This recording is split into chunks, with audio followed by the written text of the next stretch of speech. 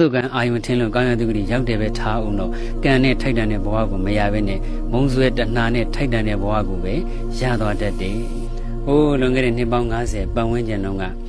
အညာဒေသကြေးရွာကြီးတရားမှာညီကို3ယောက်ရှိတယ်။အဲ့ဒီညီကို3ယောက်ကအင်မတန်ဆိုးသွမ်းမိုက်မဲ့တဲ့ညီကိုတွေပေါ့။ဒီရွာလုံးမှာသူတို့မပြုတ်ဘူးတဲ့မကောင်းမှုဆိုတာတခုမှမရှိဘူး။ဒီရွာလုံးရဲ့အော်ကြောလန်ပဲ။အဲ့ဒါတနည်းကြတော့ဇနီးများသမီးသားတွေရှိပါလျက်နဲ့ညီကို3ယောက်ထဲကအကိုအကြီးဆုံးတစ်ယောက်က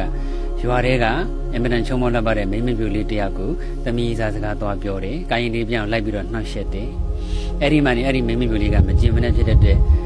ချစ်သူယောက်ျားလေးကိုပြောချစ်သူယောက်ျားလေးကဒီညီကိုသုံးကလှုပ်ထားတဲ့ပြစ်မှုတွေကိုစည်ရင်စရာနဲ့တေချာပြုစုပြီးတော့ community ကိုတိုင်လိုက်တယ်။အဲ့ဒီတုန်းကအဲ့ဒီဒေသက community ကြီးစိုးနေတဲ့အချိန်ဓမြမှုတွေလူရဲမှုတွေစတဲ့ပြဿနာတွေဖြစ်ပြီးဆိုရင်အရှင်လက်လက်တက်ပြီးတော့နေမြေအေးချမ်းအောင်လုပ်နေတဲ့အချိန်ပေါ့။အဲ့ဒီမှာနေ community ကဒီညီကိုသုံးယောက်ကိုဖမ်းပြီးတော့ရွာလူကြီးရဲ့ရှေ့မှာအရှင်လက်လက်တက်တယ်။တက်တော့အဲ့ဒါညနေပဲပြင်းကြီးတဲ့တူကျွန်းရဲ့အဝမှာညီကိုသုံးယောက်ကိုတရားနဲ့တရားလက်မောင်းချင်းချိတ်ပြီးတော့လက်ပြန်ကျူတုတ်ထားတာပေါ့။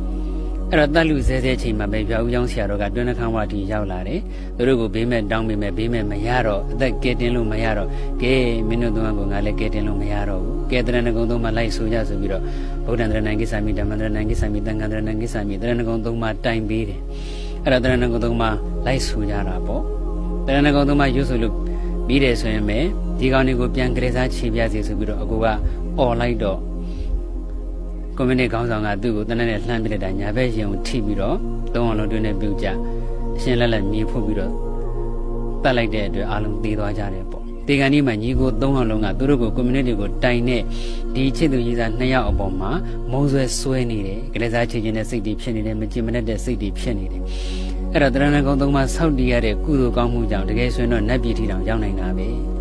ဒါပေမဲ့တရဏဂုံ3မှာစောက်တည်တဲ့ကုသိုလ်ကြောင့်နတ်ပြည်ထီမရောက်တော့ဘဲနဲ့သူတို့ရဲ့မုံဆွဲမုံနဲ့ဒေါသနဲ့တွဲနေတဲ့မုံဆွဲတဏှာကပို့ပေးလိုက်တဲ့ဘဝရောက်သွားတယ်သူတို့မကျင်တတ်ပါဘူးဆိုတဲ့ဒီသမီးစား2ယောက်ကိုပဲမိဘပြန်တော်ရတယ်ဒီ2ယောက်ရဲ့ဝမ်းထဲမှာပြန်ဝင်စားအမှားဘူး3ယောက်လေးဖြစ်နေပြန်မွေးဖွားလာတယ်နောက်တစ်နှစ်လောက်ကြာတော့မွေးဖွားလာတဲ့ခါမှာအမှားကြီးကို3ယောက်အကြီးဆုံးကောင်လေးညာဘက်ရင်အောင်လေးကြည့်တော့လေအရင်ဘွားကတနတ်မှန်ထားတဲ့ဒဏ်ရာလေးပါလာတော့ဟိုကောင်3ကောင်သေးကြပြီဆိုပြီးတော့အဖေလှုပ်တဲ့သူကမိနေကန်နဲ့ဝင်ပြီးတော့ဒီခလေး3ယောက်ကိုချက်ချင်းပဲဓာတ်နဲ့ခုတ်တက်ဖို့ကြိုးစားတယ်ဒါပေမဲ့အလုံးဝိုင်းတာလို့တတ်တော့မတတ်လိုက်ရဘူးပေါ့ဒါပေမဲ့အဖေကလည်းဒီခလေး3ယောက်ကိုမုန်းတယ်အမေကလည်းဒီခလေး3ယောက်ကိုမုန်းတယ်မွေးကလေးကလုံးဝနှုတ်ကြုံတစ်စက်တောင်မှမတိုက်ကြွပါဘူးဆွေတွေမျိုးတွေကဝမ်းဝန်းပြီးတော့ပြုစုဆောင်ရှောက်ထားရတယ်နောက်တော့အသက်အန္တရာယ်ဆုံးရလို့ရာဦးချောင်းပုတ်ရောင်ရောင်ဆရာတော်ကကိုရင်ဝစ်ပေးစာသင်တိုက်တွေလွတ်ပရိယတ်ဒီဇာပေတွေသင်ကြားရလို့အခုတော့သာသနာပေါင်းမှာမွေးလျော်နေကြတယ်သီလသမารိပညာနဲ့ပြည့်စုံပြီးတော့သာသနာပြုနေကြတဲ့ဆရာတော်တန်ကတော့3မှဖြစ်နေပါပြီ။တာရဟန်းတွေကသာသနာပြုဆရာတော်တွေဖြစ်နေတာတောင်မှမုံဆွဲတာမုံလို့အားမရတော့ဆရာတော်တန်ကတော့တွေစီတစ်ခါမှလည်းတော့မဖူးပါဘူး။ပစ္စည်းလေးပါလည်းလုံးဝမလူဘူး။နဝကမငွေကြီးလည်းတပြားတစ်ချက်မှကိုမလှူဘူး။အဲ့ဒါမေတော်ကြီးနဲ့စကားပြောခြင်းလို့တာအငယ်ဆုံးတာယဟန်တော်တာဆရာတော်ကလာပြီးတော့တမင်စကားပြောတော့မှလုံးဝအပြောမခံဘူး။မုံတီးနေတယ်။ဒါကြောင့်မုံဆွဲတဏှာဟာလည်းအမတန်ကြောက်စရာကောင်းပါလေဖြစ်ပျက်တွေကတော့အများကြီးရှိတာပေါ့လေဒီလိုပဲပေါ့အကြောင်လေးတစ်ကောင်လဲအိမ်မှာရှိတဲ့ငကြော်တွေခိုးစားတော့အိမ်ရှင်ယောက်ျားကဒီအကြောင်လေးကို